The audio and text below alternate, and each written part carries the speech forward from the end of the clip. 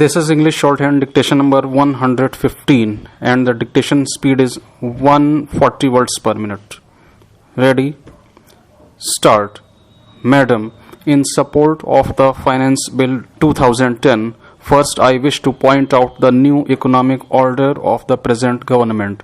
In view of the provisions of the Finance Bill 2010 and the recommendations of the 13th Finance Commission report, which shows that there are two economic orders, I want to give a comparative figure of both these economic orders. First, the average cumulative burden of all indirect taxes was 22%. Now, by the reason of the new economic order which has been inducted by the Finance Bill, the average cumulative burden of all indirect taxes has come to 10%. Second, in the old economic order, the companies deal with tax laws and officials of different states, whereas in the new economic order, there is a uniform tax law and system across India. Third, by reason of the old economic order, dozens of different taxes and several products are taxed at different rates in different states. In the new economic order, there are only two tax rates. One is for the center and another is for all the states. Fourth, as a market, India was fragmented and therefore weak. In the new economic order, a strong common market with free movement of products and services is there.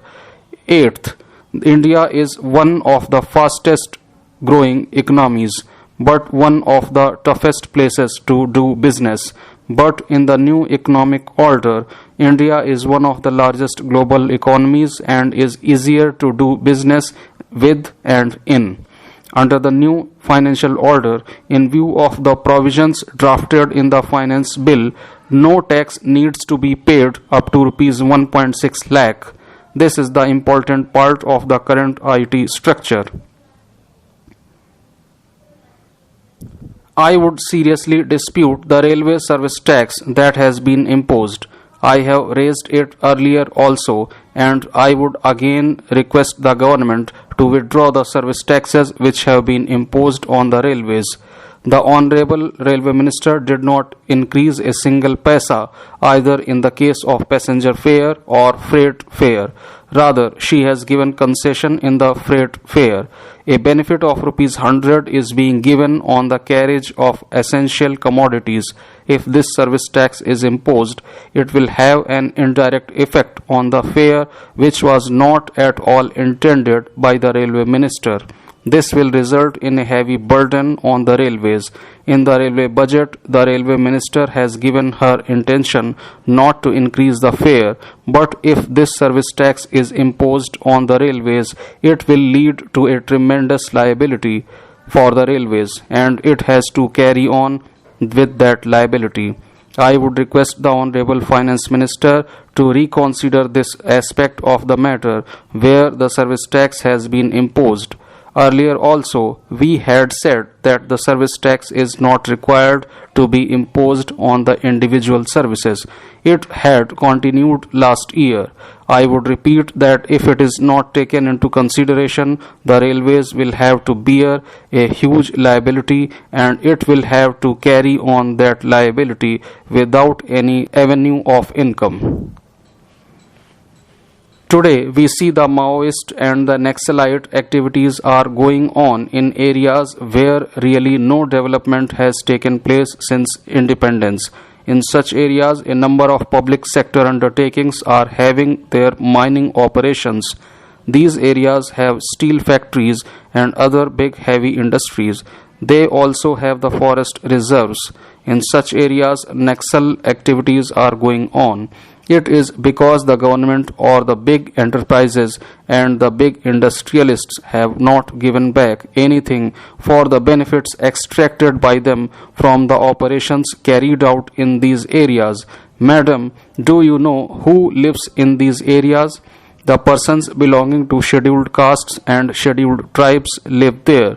if we get a population chart, we would find that 80% persons belonging to scheduled castes and scheduled tribes live in and around that area. Unfortunately, for decades together, CSR benefits have not been extended there. Had they been extended, we would have seen some other picture in our country today. We would not have seen Maoist and Naxalite activities in those areas. Therefore, I would make a request that specific provisions should be made by amending the finance bill for giving benefits to scheduled castes and scheduled tribes of those areas where mining operations are going on. The other day, I said that you should bring a new law in this august house for giving rights of forest to the persons who live in forests. In the present finance bill, certain benefits have been extended, but I would say that these benefits should also be extended to scheduled castes and scheduled tribes. We have got the figures for the last 4 years. The last UPA government had appointed such a committee and we have got its report. It is very clear from the report of the committee that no development has taken place in the case of minorities. I would submit that discussions should be held in this regard in future by fixing some time. At the same time, when these things have been pointed out, certain benefits should have been extended to minorities. I am not saying it simply for the sake of minority. In our Hindus also, we have scheduled castes and scheduled tribes. But the persons belonging to minority communities live much below poverty line. We have to identify them and have to extend benefits to those areas. I have seen that in some areas where a large number of persons belonging to minority communities live, normally 60 to 70% people of that area live much below poverty line. I have seen this in my area of Asansol, where about 90% people live below poverty line. Therefore, these benefits have to be extended to them. Madam, another aspect to which I would like to make a reference is the idea of building a corpus, namely the National Clean Energy Fund, by way of imposing cess on coal produced in India as well as on imported coal at the rate of rupees 50 per ton, which gets appreciated. This is an obligation that the government has to discharge for keeping the environment clean. In the state of West Bengal, 25% cess is collected from coal production. What is the law on cess? The law on cess says that whenever it is collected, it has to be spent in the area itself. But unfortunately, it is not being done in our state. There are large areas under coal mining in West Bengal, and the cess collected from coal production in West Bengal has not been spent in the state. Now the point is that it has to be seen that the purpose for which the cess is being collected is spent accordingly for that purpose. If a cess is collected for a definite purpose, then it has to be monitored to see that it is spent for that purpose only. I would like to say that it has to be seen whether the cess collected is spent for the purpose for which it has been collected, or it is being spent for extraneous purposes. I have already mentioned about the education loan. I would like to request the Honorable Finance Minister about reconsidering his proposal for imposition of taxes on petroleum products. VAT is collected by all the states, including our state. In our state, the VAT collected on petroleum products is the highest. I would like to request the Honorable Finance Minister to reconsider reduction of taxes on the petroleum products.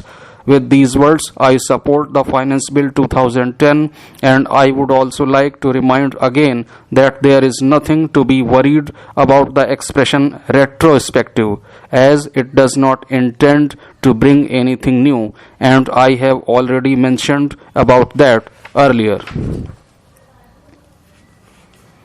All the states have furnished data pertaining to the production of food grains. The agricultural production is slightly lower than the projected rate. This is because of the wrong policy adopted by the government. The government has increased the cost of agricultural inputs to an unbearable level. The relief that agriculturists used to get in obtaining chemical fertilizers is not available anymore. The government has increased the prices of chemical fertilizers.